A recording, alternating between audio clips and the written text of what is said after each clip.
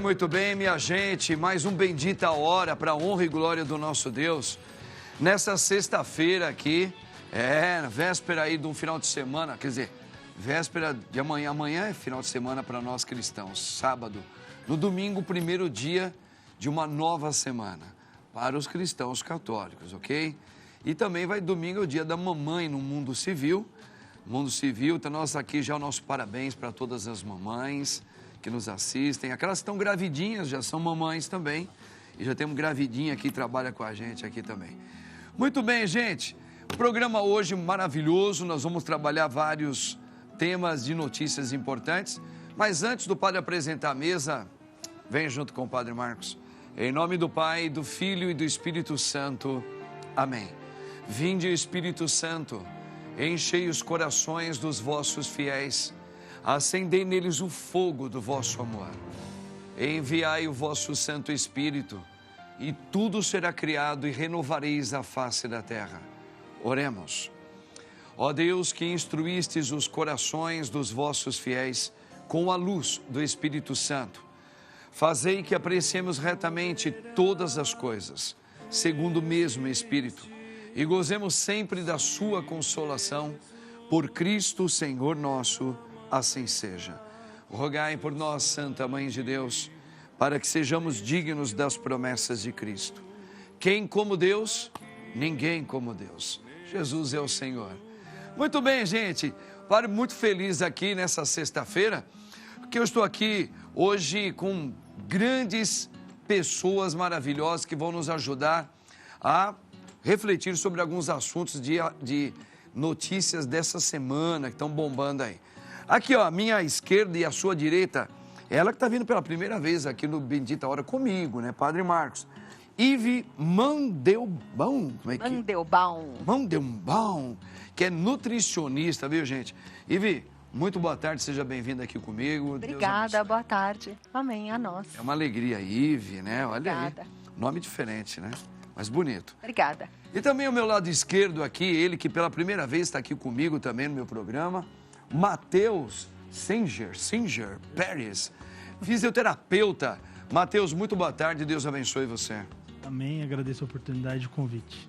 Que bom, obrigado por você ter vindo para trazer também um pouco do seu conhecimento para a gente, ok? Obrigado.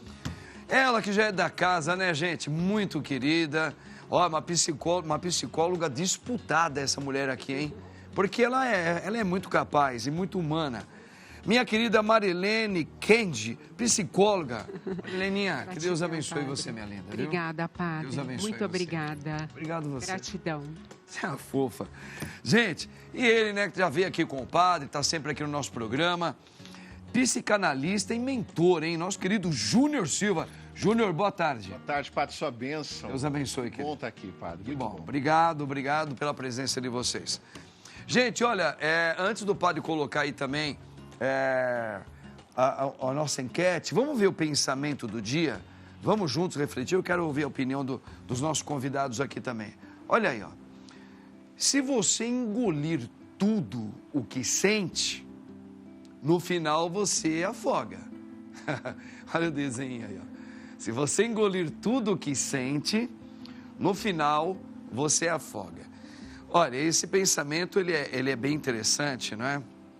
Porque estamos aqui diante de pessoas inteligentes, psicóloga, o físio, psicanalista, uma nutricionista. Eu creio que todos nós não devemos ficar engolindo. E se engolir, você explode, você fica doente. Isso tem que ser colocado de alguma maneira para fora, não é? Porque a gente tem vários e vários casos para resolver. Às vezes passamos por momentos terríveis. E isso vai enchendo, que nem um copo d'água também, né? A cabeça, a vida da gente. Então, não dá para segurar isso aí. Como viver? Como tirar isso? Como tirar isso, Marilene? Conta pra gente aí. Se você engolir tudo, no final você se afoga, pô. Não dá para engolir tudo, padre. Não tem, realmente é uma questão de saúde física e mental, né? Porque a pessoa começa a somatizar muito, o corpo reage. Então, tem várias situações em que a pessoa às vezes não vê condição para falar. Por exemplo, no trabalho com o chefe, ela não se sente à vontade de falar o que ela gostaria de falar, então vai guardando aquilo, mas tem que encontrar o ponto de equilíbrio. Tem que falar algumas coisas no momento em que as coisas estão acontecendo. Não deixar passar. Encontra a oportunidade certa e fala, olha, isso, da melhor forma possível. Porque também se acumular muito, a pessoa pode até entrar aí numa explosão de raiva. E aí fica muito pior a situação. Então, encontre o ponto de equilíbrio e fale sim aquilo que você tem que falar no momento oportuno, da melhor forma possível. Mas existem algumas coisas que talvez não seja o estupim de tudo, mas claro que isso vai preenchendo, vai enchendo, que às vezes é melhor não falar, hein, Evi? O que você acha? Ou às vezes, como diz, claro, a gente está respeitando, e eu concordo, acho que a gente tem que falar sim, como você colocou, tem algumas coisas que a gente tem que falar ou dar chance, senão você vai explodir, dependendo do que é. Eu entendi perfeitamente o que você colocou. Mas será que em tudo mesmo a gente precisa falar? Mesmo que a coisa esteja, não sei. Penso que é muito importante a gente aprender a se conhecer. E a gente se conhecendo, a gente consegue detectar os sentimentos que vão acontecendo a cada situação. Se a gente consegue detectar raiva, medo, ansiedade, angústia, acho que a Marilene pode ajudar melhor, a gente consegue falar a coisa certa, na hora certa, da forma certa, para que a gente tente minimizar as chances de conflitos, né? Não é o não falar, porque a gente sempre fica com aquilo de que só existem duas situações, ou a gente fala, e às vezes fala, explode na hora errada, da forma errada, ou a gente se cala, e aí a gente se afoga. Mas com quem falar? Porque isso aí também eu acho que é um agravante. Com quem falar?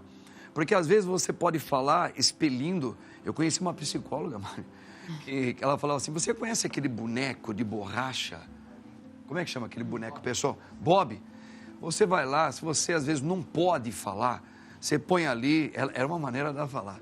Você imagina aquilo ali, aquela coisa que você precisa pôr para fora. Eu não sei se foi a psicologia mais correta, ou você bate, porque você não vai poder bater na pessoa. Então você bate naquele boneco. Ou você, porque falar com o ser humano, você pode complicar ainda mais. Ou você chora com Deus, como fazia Jeremias, está lá. Ele ficava sufocado de tal maneira, Mateus, que ele não falava com as pessoas humanas como nós. Ele gritava com Deus. Me tira daqui, eu não aguento mais. Mas ele esvaziava. Até que Deus colocava a mão nele e ele tinha força de voltar. Por isso que eu estou falando. Será que às vezes convém falar com a pessoa? Às vezes sim. Às vezes sim. Porque às vezes o momento cabe. Às vezes o momento cabe. Correto. Mas aí quando não tem como, tem algumas aí você estratégias. Grita de alguma maneira, ou com a sua fé com Deus, ou pega um bob, não sei se ainda tem, e soca o bob. O que você acha disso? Você que trabalha um pouco essa coisa do, né? Vamos lá. Eu trabalho com atletas de MMA. A gente tem 7 atletas no UFC hoje, que é o maior evento do mundo. Olha isso. E eu acho que a emoção do que falam é o mais importante. Se você saber identificar a emoção que te potencializa, ela pode ser usada para uma coisa boa. Sim. Ou se ela não te potencializa, você tem que tirar de alguma maneira. Eu acho que os atletas, eles tiram batendo em alguém. Batendo coitado de quem fica na frente do cara, hein, bicho? Vai no bob. Pelo amor de Deus. É um bob humano. Sim. Mas é um esporte, né? É um esporte... São seres humanos ali que lidam com ego, com emoção o tempo todo.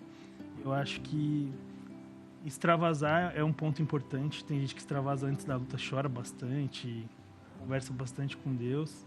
Tem gente que usa a emoção para potencializar lá na hora da luta e performar. Tomara a Deus que não seja extravasar, não é, o Júnior, com drogas, com bebida, com coisas ilícitas, né, cara? Sabe, ouvindo vocês falando, eu acho bem interessante. Eu acho que o que falta hoje também, padre, é a gente discernir qual é o melhor momento para falar? Então. Também, assim, às vezes não é o momento certo para falar e às vezes a gente tem que esperar esse momento. A gente vive num mundo tão ansioso que as pessoas querem resolver, não, elas não querem dialogar, elas querem, desculpa a expressão, vomitar as suas dores, né? Isso é um ponto. E o outro ponto é, será que aquela pessoa que eu tenho um problema, será que ela está pronta para ouvir o que eu tenho para falar? Será que realmente ela tem capacidade de discernir aquilo que eu tenho a dizer? Analisar tudo isso é muitas informações pertinentes. Exato, e muitas vezes o nosso melhor diálogo é com Deus mesmo. Se a pessoa não vai entender, né? Se a gente pegar, por exemplo, quantas vezes Jesus, até o próprio Cristo, ele orava com o Pai porque somente o Pai o entendia. Chorava com o Pai. Em Hebreus fala isso. Exato, porque somente o Pai o iria entender. Mesmo que tinha Pedro, Tiago e João, que eram os mais íntimos, eles não iriam entender, né? Então a gente ter esse discernimento, acho que era isso que eu estava falando, Ivy, aquela hora. Porque tem que falar, como a Mari falou, e tem que ter esse discernimento de saber se tem a hora, se convém falar ou não. Mas às vezes o ser humano, ele não está preparado às vezes para você ouvir aquilo que você tem para falar, ou mesmo que seja. Então, às vezes é melhor você chorar com Deus, na minha opinião. Legal, gente, olha, vamos lá. Tem a enquete de hoje? Vamos ver a enquete, olha. No próximo domingo, é isso mesmo, né? No próximo domingo nós comemoramos o dia das nossas amadas mamães, não é? Mesmo quem já mamãe Deus já levou, é o Dia das Mães, dia no mundo civil, tá? Então, desde já, quero deixar aqui, mais uma vez, o meu carinho, meu respeito a todas as mães, e meus parabéns para todas as mamães, tá? Que assistem o nosso Bendita Hora, que Nossa Senhora interceda sempre por vocês aí, tá? Você tem, vamos ver, tem a pergunta aí, ó, que é uma enquete, né? Você tem alegria de conviver com sua mãe atualmente? Tá? Ai, gente, é uma enquete interessante, hein? Porque às vezes entra um pouco no contexto que você falou também, Júnior. Como é que está minha mamãe hoje? Às vezes ela pode estar doentinha, ela pode estar com começo de Alzheimer, ela pode estar numa idade avançada, que ela está um pouquinho mais difícil de entender. A minha mãe pode estar num momento que ela cuida muito da vida da gente, ainda acha que a gente é molequinho, menininha, no caso das mulheres. Então, como atualmente, sim ou não, você tem a alegria de conviver com a sua mamãe atualmente? Ou só tê-la? Para saber, eu tenho minha mãe. Ai, que bom. Mas e conviver com a mamãe, tá? É uma enquete, vamos ver aí, tá? Você tem mamãe viva, Júnior? Eu tenho minha mãe viva. Você tem a alegria de conviver com a sua mãe?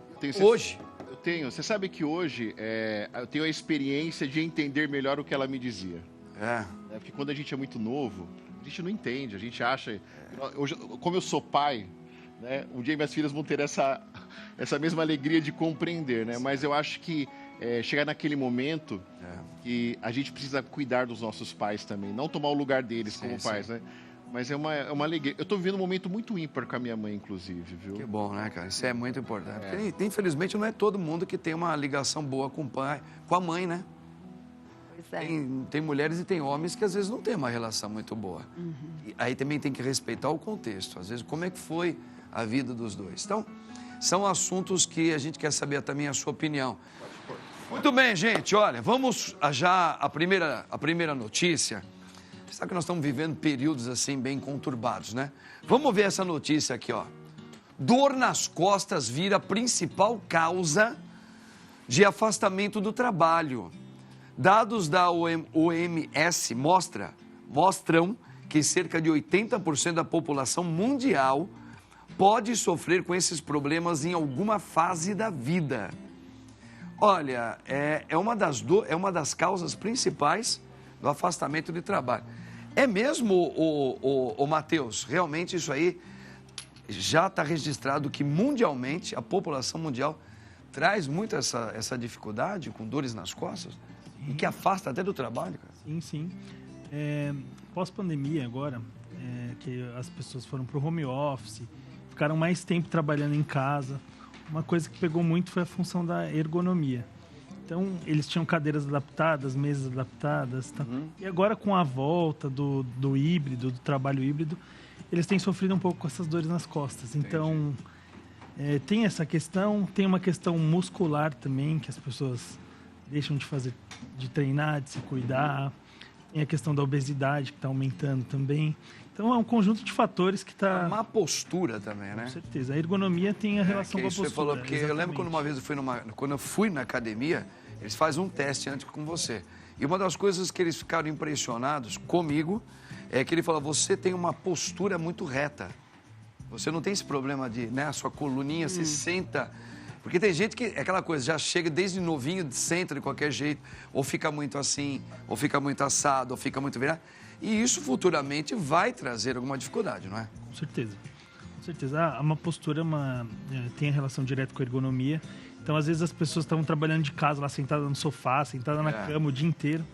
Então, obviamente, vai ter problema de coluna. Também, assim, de ficar olhando no celular, assim, cria aquela... Com certeza.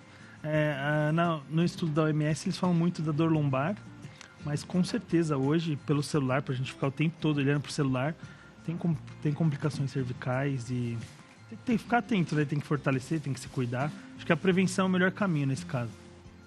Eu já ouvi falar que o homem era bom ele ficar mais tempo em pé do que sentado, é verdade. Os discos japoneses, não sei se já ouviu falar isso, Ivi? Diz que ela tem umas terapias orientais que eles levaram muito a sério. Isso aí saiu uma reportagem uma vez, que se ela puder fazer durante o dia o máximo que ela puder fazer, o máximo, não é tudo, em pé, trabalha vários órgãos do nosso organismo, que é melhor. Por exemplo, principalmente a parte do coração, certo? Você atendeu o telefone, você não senta, você fala em pé. Você vai beber água, vai primeiro em pé. Só em alguns casos muito específicos você senta. Não sei se... Faz sentido? Primeiro pelas compressões nos órgãos, né? Se você está sentado, você pode estar comprimindo seu diafragma.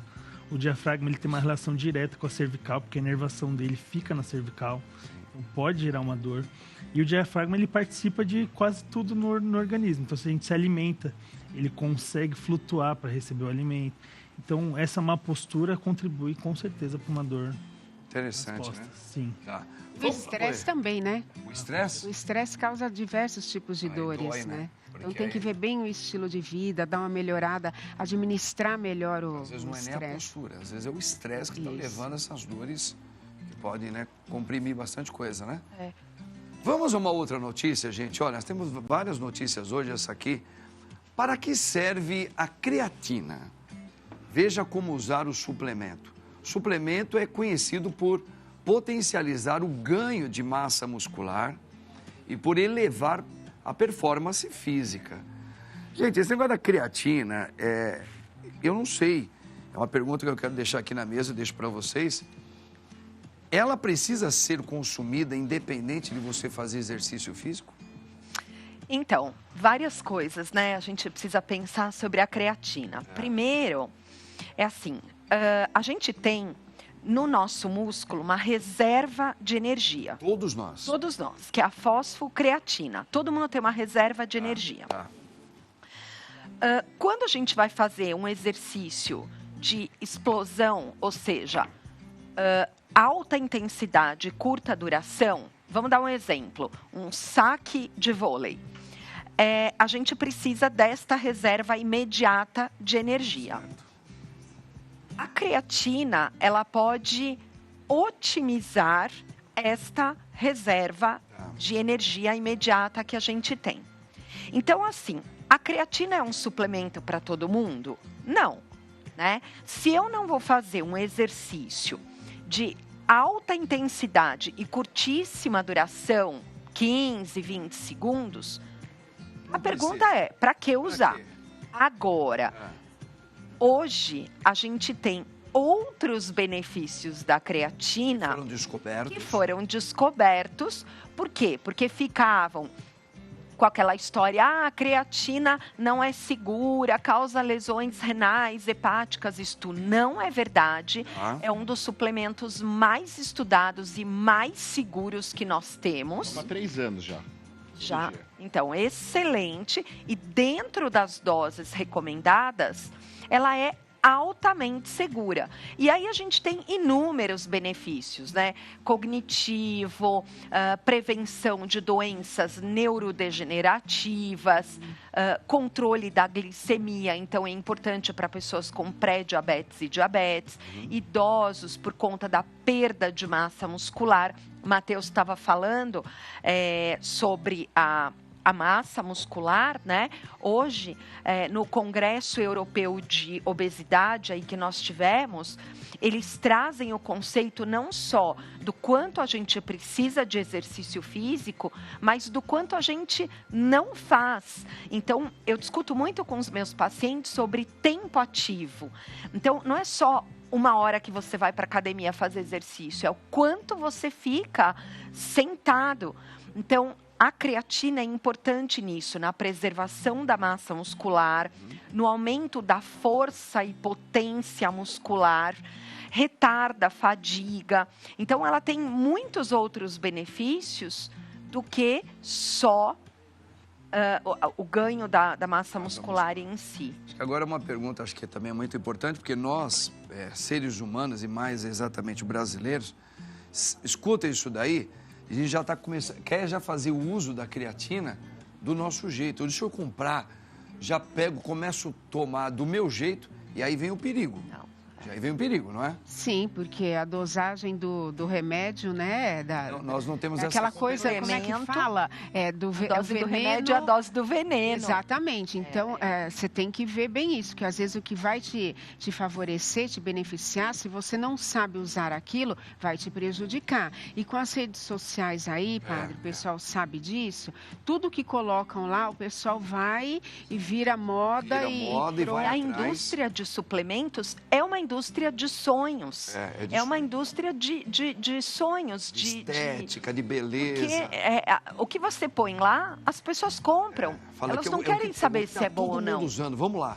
Tá todo mundo, mas você, como dizem as mães, já que é o Dia das Mães, você não é todo mundo.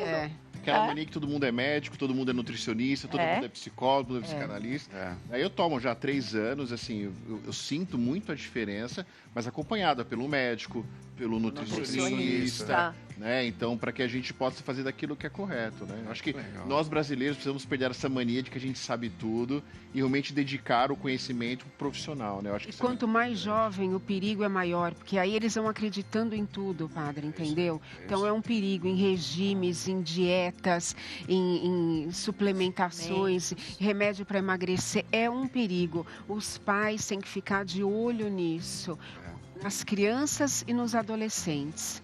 Então tá aqui, gente, são notícias importantes, vê como diz aqui a Ive, ela vem sendo estudada, já tem muitas comprovações, mas não é para tomar assim aleatoriamente, não.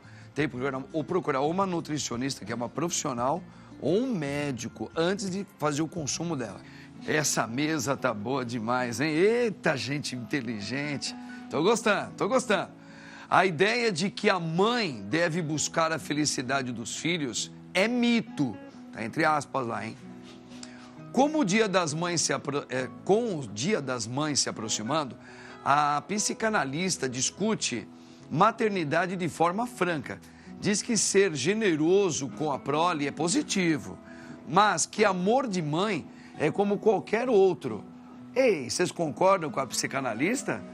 Que o amor de mãe é um amor como qualquer outro, gente? Quero ouvir a opinião da mesa, agora. Vamos começar pelo psicanalista? Já que falou psicanalista. Olha, padre, eu acho difícil ser igual aos outros, porque a experiência de mãe é única, né? É única.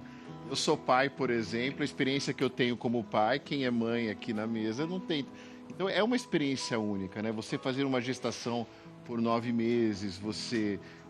levantar de madrugada, o corpo dela muda. Você imagina, ela muda inteira para receber. Ela não pensa nem mais nela, pensa mais no filho. Exatamente. Se você for ver bem a mãe, ela passa por um período de se anular durante muito tempo da sua vida, né? Agora, é claro que a mãe, ela não pode deixar de viver o ser dela, né? Claro. Mas eu acho que não tem como, padre.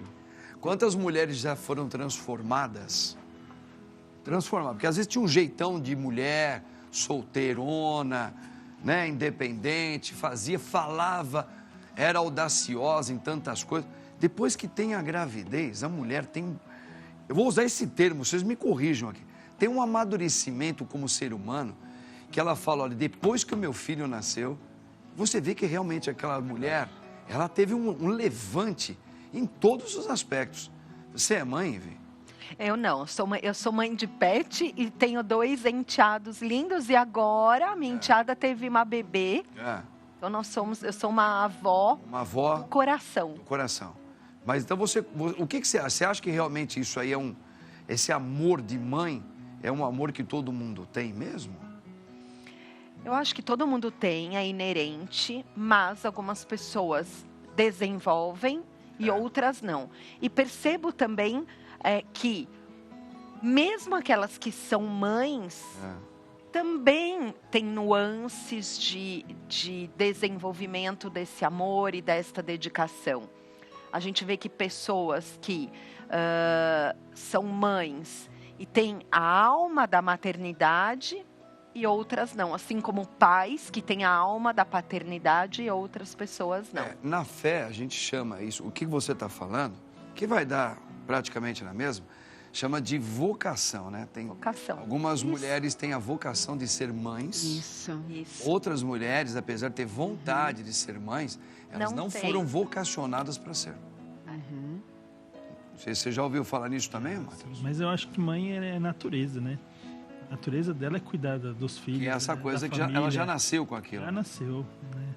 Acho que os homens nunca vão entender isso. Então por isso que eu acho que aí eu discordo. Realmente, o Júnior, aí eu discordo um pouquinho do que aliás, bastante do que a psicanalista está falando aqui, que é um amor, é um mito. Não, eu não acho que é um mito. Acho que tem a questão da vocação. Sabe que aí eu fico não a conheço, nem eu não posso afirmar, né?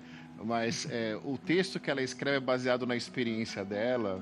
Talvez a experiência dela não tenha sido tão profunda. E aí ou ela não tem vocação para ser mãe. Vocação de ser mãe. Você disse tudo, padre, a vocação de ser mãe.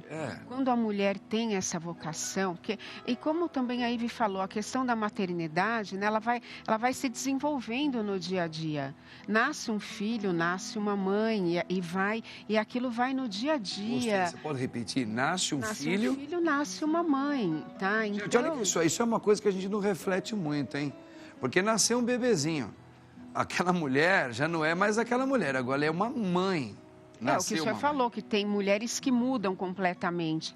Então, é assim. E também aquela questão que o Júnior falou, né? A mãe, ela vai se dedicando, né? A grande maioria se dedica tanto que ela acaba deixando o autocuidado de lado. E a mãe precisa se cuidar para poder ajudar no desenvolvimento psicológico, emocional dessa criança. Ajudar essa criança a reconhecer os seus potenciais, qualidades, vocações, para que ela seja feliz do jeito dela. Porque muitas vezes a mãe, ela acredita, né? Eu quero o melhor para o meu filho e fica projetando coisas na vida daquele filho que diz respeito a ela e não a ele, não é da personalidade dele, da essência dele. Então as mães precisam se cuidar, precisam do autocuidado, do autoconhecimento para não entrar nessa, porque aí vai prejudicar. Ela vai sofrer mais ainda, tem que conhecer a psicologia do filho também, né? Respeitar que cada um responde de um jeito, que às vezes o projeto de sonho da mãe nem sempre vai se realizar como ela gostaria e isso pode transformar numa doença para ela. E é importante que o filho também cresça e aprenda a ir atrás da própria felicidade, dos próprios sonhos. A gente tem que aprender a ser autônomo, o que ela falou, né? que eu achei importante. Porque se a mãe, ela se cuida, o filho vai aprender, por exemplo, aprender a se cuidar. Se cuidar também. Gente, tá vendo? Isso aqui são assuntos maravilhosos e a gente vai aprendendo com toda essa galera boa aqui. E no próximo bloco o padre vai abraçar você com eles todos aqui.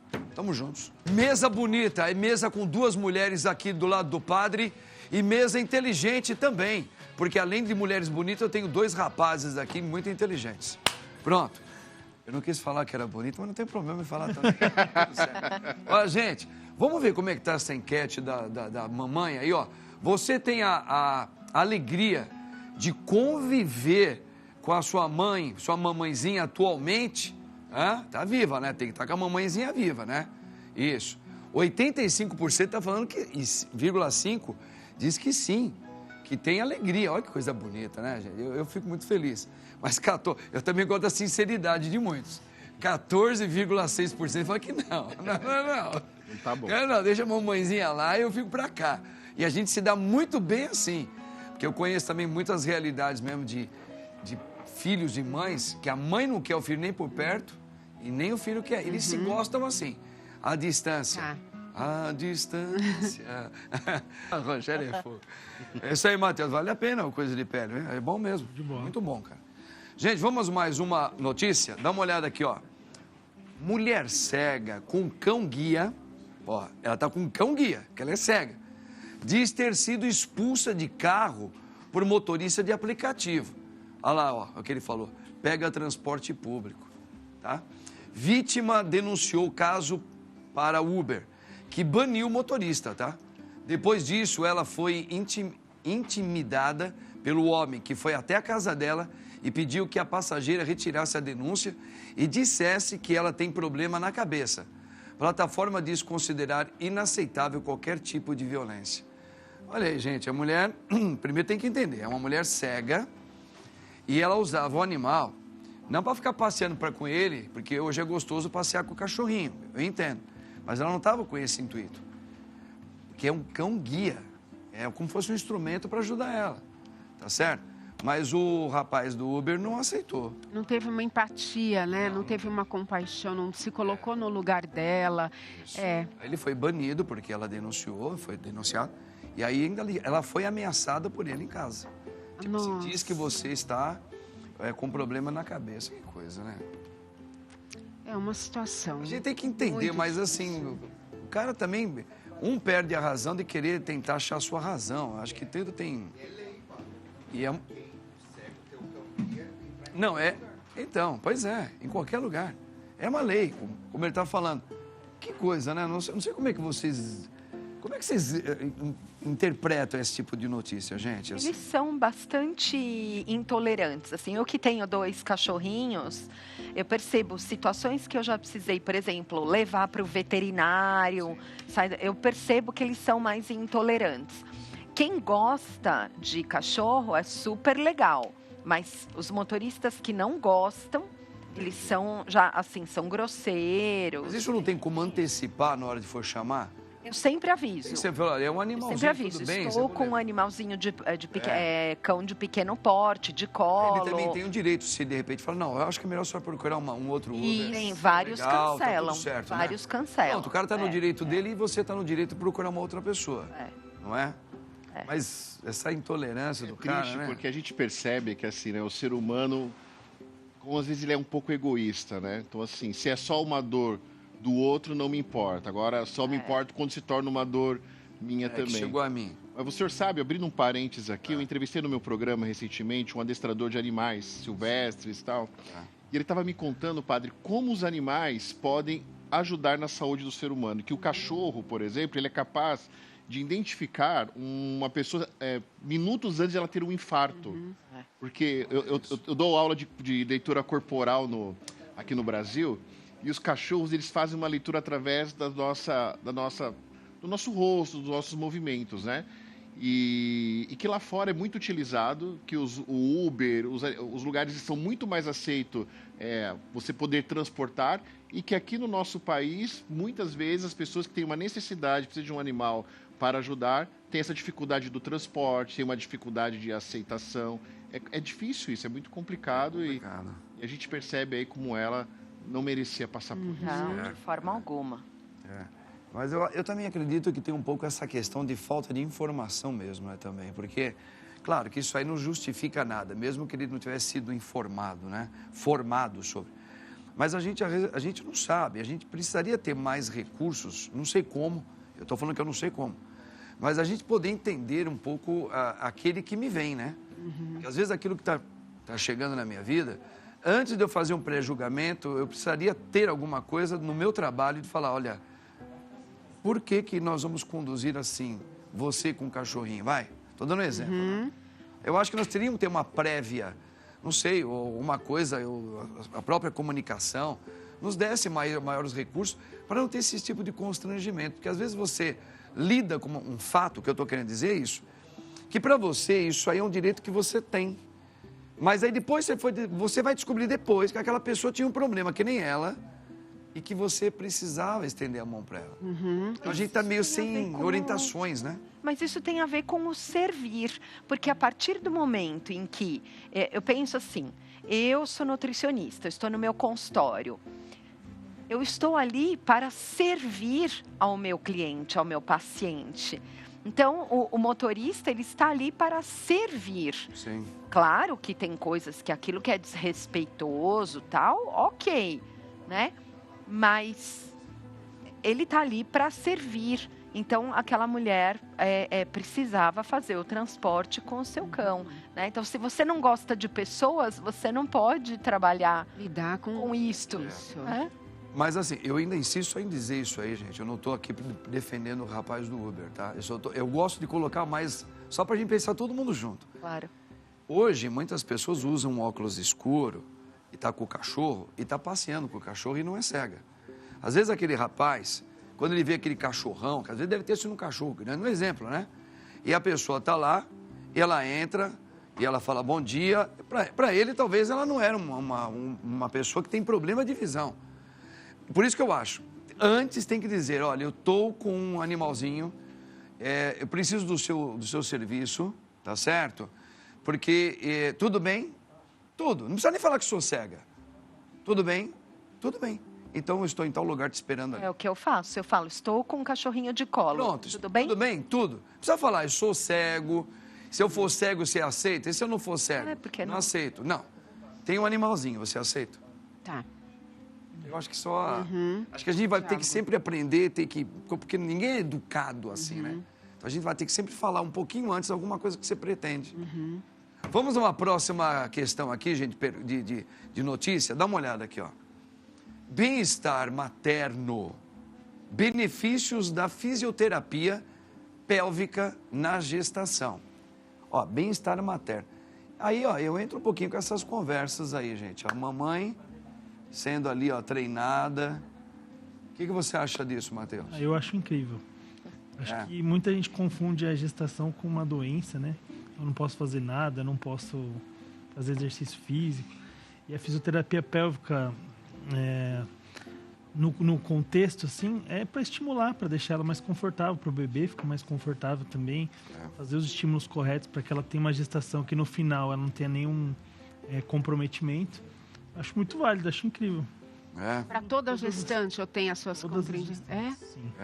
Porque tem mulheres que parece que têm um maior sofrimento de ficar gestantinha, né? Será que para elas, assim, elas se sentem confortáveis? Não sei, né? Eu eu acredito tenho essa que sim. competência. Eu acredito que sim. Eu acho que tudo é questão de saúde, né? Então, eu atendo muitas grávidas, eu faço trabalho de osteopatia, que é uma pós-graduação, então envolve muito a posição do bebê, como que ele está lá, e eu percebo que todas que fazem fisioterapia pélvica e atividade física, elas evoluem muito bem, sem dor, passam por todos os processos. A maioria delas tem o parto normal, então com certeza tem muita influência, tem que fazer. Recomendo para todo mundo. Às vezes é um recurso que muita gente não sabe, né? Não sabe, não tem a menor noção. Sim. Não então, tá vendo? Que é aquilo que nós estávamos falando. A gente não sabe, a gente não tem as informações. Agora estamos entendendo que existe esse tipo de... Muitas mulheres que estão assistindo, estão gestantes, vão poder se beneficiar, vão buscar esse tipo de fisioterapia. Porque, por exemplo, apesar de eu não ser mãe, eu nunca tinha ouvido falar, eu fiquei sabendo, confesso, foi logo quando eu fui ordenado padre. Eu não aprendi no seminário, mas eu aprendi com uma mulher que ia lá na igreja, e ela era médica, ela falou que o parto normal, ele era muito proveitoso para a criança, mais de quem fazia cesárea. Eu não entendia. Eu não consegui, na minha concepção, mas por quê? Não vai nascer mesmo? Vai nascer. Mas o fato de ser natural, normal, né, que fala, normal, a criança, ela tem uma tendência maior, né, de um desenvolvimento psicológico, também psicológico e também desenvolvimento físico melhor, tem maior possibilidade de quem fez cesárea. Então, são informações que a gente vai tendo.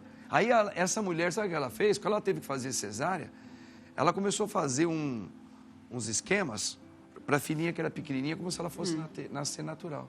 Ela punha a filhinha dela aqui embaixo, e ela começava, filhinha, faz força, a mamãe vai fazer força, você vai nascer. Para que a criancinha fosse também ajudando ela. É alguma coisa nesse sentido, né? A criança... Isso é fisioterapia pélvica. É isso aí que ela faz, é isso aí. Isso aí é uma maneira também de... Sim, é uma maneira de estimular... O bebezinho também ajuda a mamãe. Exatamente. Muito interessante. Já vai potencializando ele também. Acho que é isso que eu quis dizer. Vai potencializando a criança.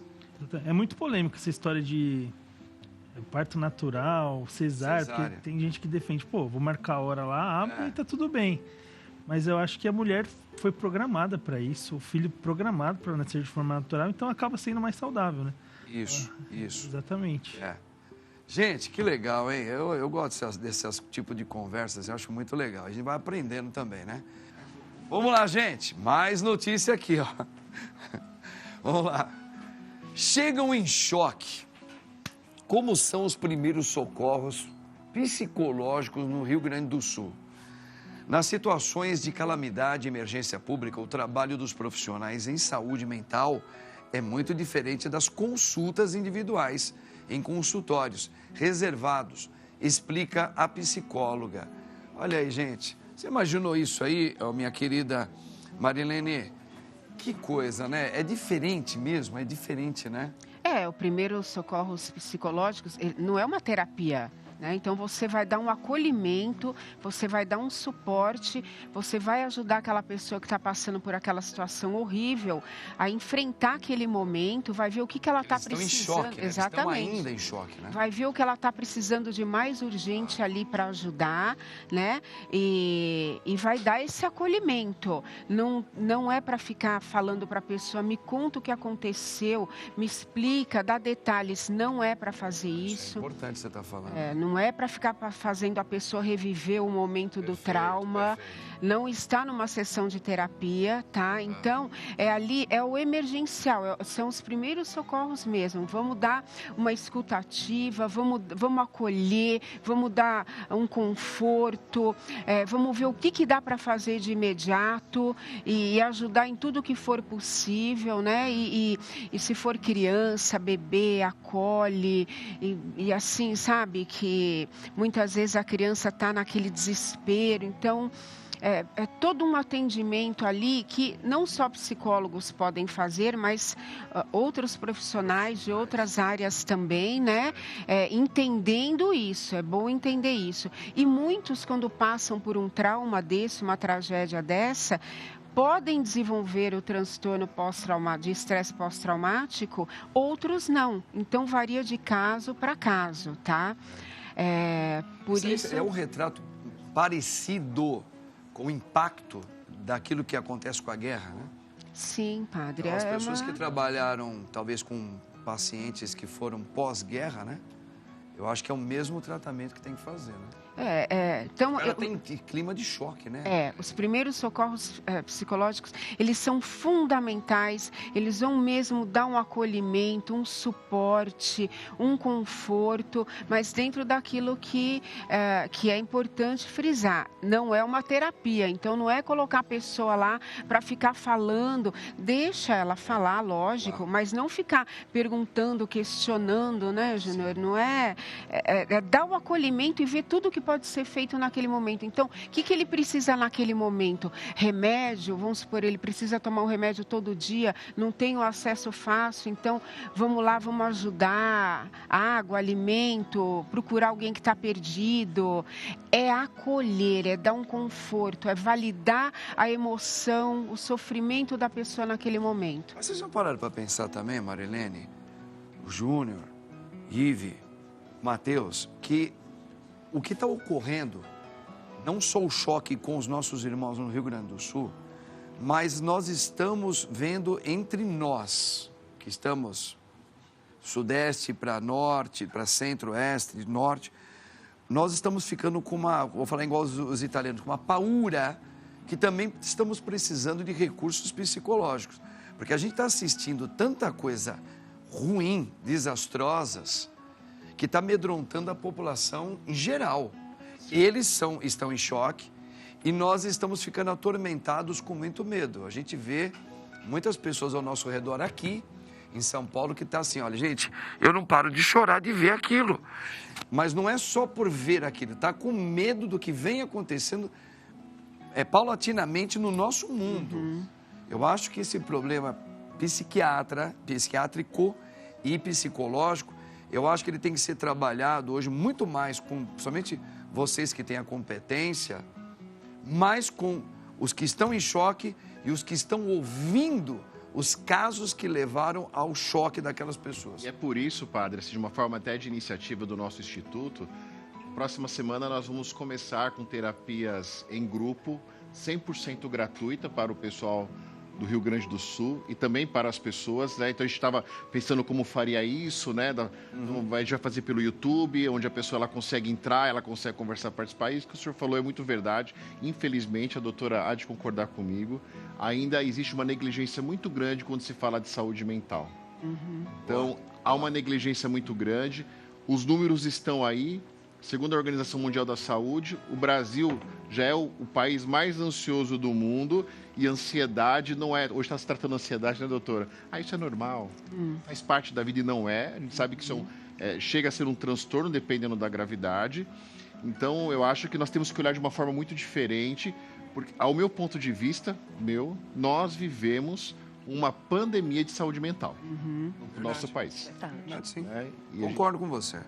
Eu tô assim muito preocupado com as reações da população em geral, né?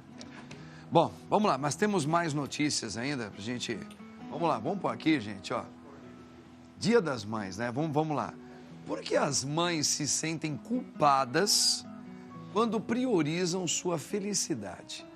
Muitas mulheres se sentem culpadas por não conseguirem atender a todas as demandas e expectativas que a sociedade e elas mesmas impõem. Por que as mamães se sentem culpadas, hein? Por quê? Por que, mamães? Vocês estão assim, se sentindo tão culpadas? Acho que é um pouco cultural também, né? Que a mãe, quando se torna mãe, acaba a tua vida, né? Tipo assim, o filho nasce, a mãe morre. E não é bem assim, né? A mulher, né? A mulher, perdão. E aí e não é bem assim, né? A gente tem que entender que a mulher, ela se torna mãe, mas ela é um ser... Né? E a sociedade cobra demais, né? Por exemplo, eu como psicanalista, a sociedade me cobra. Você tem que ser o melhor psicanalista, você tem que ser o melhor padre, você tem que ser o melhor fisioterapeuta. Verdade. E as pessoas gostam, como na época de Jesus, colocar peso nas costas dos outros e não olhar as travas dos seus próprios olhos, né? E tem a cobrança externa e a cobrança interna, né, padre? Aquela coisa de querer só o fato de você ser um ser humano, você mesmo já se cobra. Ainda mais quando você está agora sobre uma nova frente vocacionada, ser mãe, ser pai, ser padre, ser psicanalista, ser nutricionista, ser físio. Parece que você se cobra muito mais, porque a sociedade ainda te joga mais cobranças ainda. Tem que ser uma mãe perfeita, né? Então, mãe assim, mãe sensata. Ela já acumula tantas funções, não existe a perfeição, né? Então, tem que ir exercendo as funções conforme ela dá conta, contando com uma rede de apoio, né? E a mulher precisa aprender a contar com uma rede de apoio, e as pessoas que estão próximas entenderem que essa rede de apoio é importante quando nascem os filhos. Porque tem mulheres que elas fazem tudo dentro de casa, ainda trabalham, têm a sua profissão, cuidam dos filhos, do marido, de tudo. Então, imagina, aí quando ela pensa, eu vou ser feliz, eu tenho que ser feliz, eu vou cuidar um pouco de mim, ela sente culpa. Eu tenho uma amiga nossa, muito conhecida, e ela é muito engraçada, bacana, mas ela tá usando isso até esse momento novo na vida dela para trabalhar psicológico dela. Ela perdeu um dos filhos por um acidente e ela sempre falou em particular para mim, eu me sinto culpada. O filho morreu, foi acidentado, ele se acidentou com a moto e diante dos probleminhas que ele também tinha na vida pessoal, e ela se lamenta dizendo que ela também se sente culpada, né? Mas que escravidão a gente ter que suprir a expectativa das pessoas, né? E às vezes essa culpa que ela tem, coitada, É um pouco isso aí, porque é mãe, acha que a mãe poderia fazer alguma coisa para evitar até... Porque as pessoas começam, né? Será que ela poderia ter feito alguma coisa? Será que foi negligência? Sabe, Mas é ela, ninguém fala isso para ela, com ela mesma. Mas é porque a sociedade já cobra sem abrir a boca. Desculpa a expressão. Verdade, isso mesmo. É muito importante, né? Eu sempre digo isso para as minhas pacientes, quando trazem isso nas consultas, apesar da consulta de nutrição, mas isso tudo impacta as emoções, e as emoções impactam a relação com a alimentação, né? Total. Não é? Eu sempre trago uma questão de que, assim, a melhor coisa emocional que você pode fazer pela saúde mental do seu filho é ser feliz, para que você seja um porto seguro para o seu filho. Perfeito. Né? Quando você é feliz e é estruturado emocionalmente, você é um porto seguro para o seu filho. E é tanto verdade que eu falo muitas vezes isso para minha mãe até hoje. Minha mãe está aí, não sei se ela está nos assistindo agora.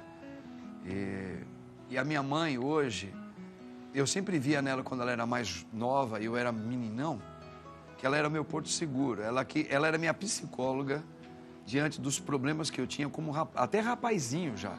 A minha mãe era aquela: mãe, olha, eu estou passando por isso. Eu não falava com meu pai. Com meu pai eu tinha uma relação diferente com meu pai, era com a minha mãe. Mas hoje a coisa virou, né? Hoje ela já é uma senhora. Mãe, um beijo para a senhora, viu? E hoje eu percebo que às vezes é aquela coisa, eu esperaria que a minha mãe ficasse no mesmo patamar, firme, naquela posição segura que ela tinha há 30 anos atrás. Eu vejo ela tão fragilizada, eu falo: mãe, cadê a senhora?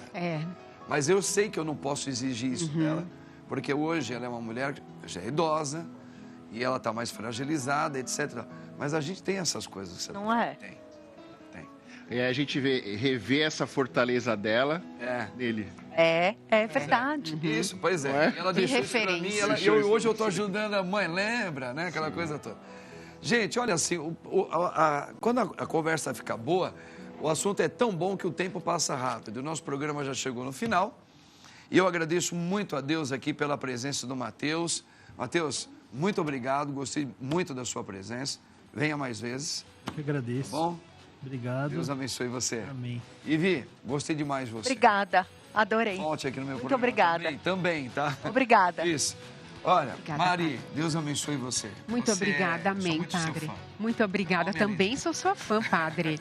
Lindinha. Ó, Júnior. Padre, Você obrigado. é fera, cara. Obrigado. Obrigado por tudo aí. Uma honra Bom, estar com o senhor. Feliz Dia das Mães para as mamães. E ó, que Deus abençoe você no nome do Pai, do Filho e do Espírito Santo. Amém. Amém. Tchau, gente. Deus abençoe. Tamo juntos.